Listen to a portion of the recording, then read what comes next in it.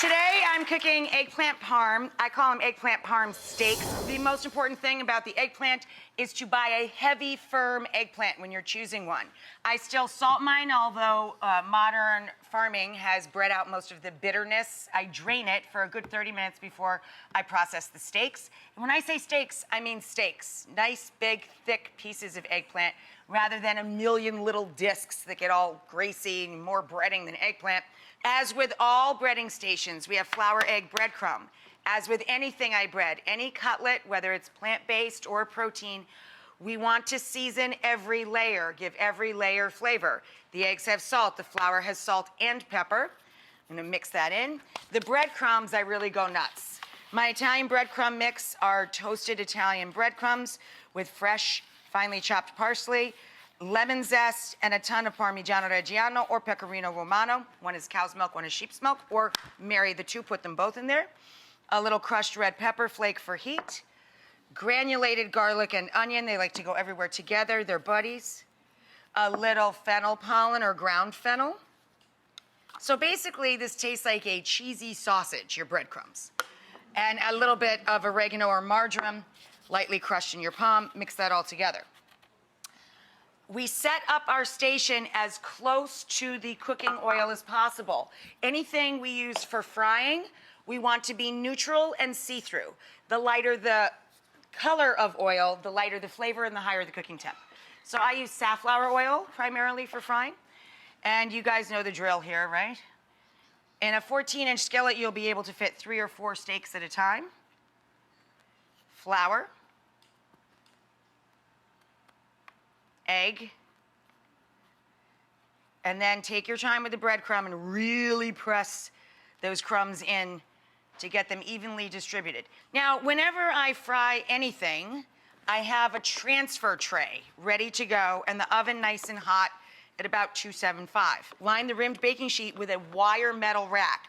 That's so the heat can circulate and the breading will not get gummy on the bottom, right? So we keep it up on the rack so the heat can go all the way around. Drop these guys in. It's shallow frying in about an eighth to a half an inch of that innocuous oil over medium to medium high heat.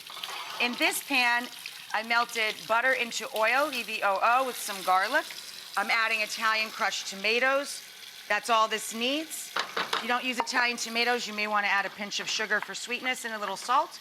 And then at the very end, we're going to stir in our quick basil pesto.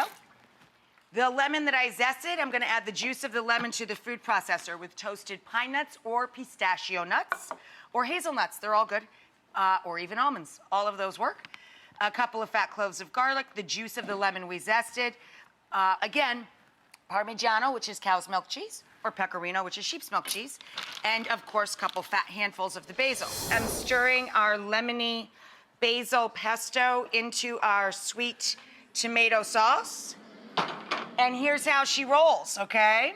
You could put the sauce under or on top. I like it on top because we kept our eggplant steaks nice and extra crispy in our oven. 275 on the wire rack lined baking sheet so it stays crispy all over. And then we pour that sauce down the middle. You pass extra at the table, of course. That's super herby, bright tomato basil sauce. And by the way, this is for one person. And that one person is the person that's got the book under the chair. Now, I'm topping this with some shredded cheese. I like a combination of mozzarella and provolone. Any easy melting cheese will do. Now we will find out who's going to be eating this as I pop it under the broiler. You may look under your chairs. Let's find our eater.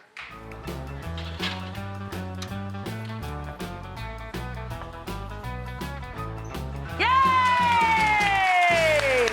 Hi, what's your name? Hi, I'm Maureen Jeffries.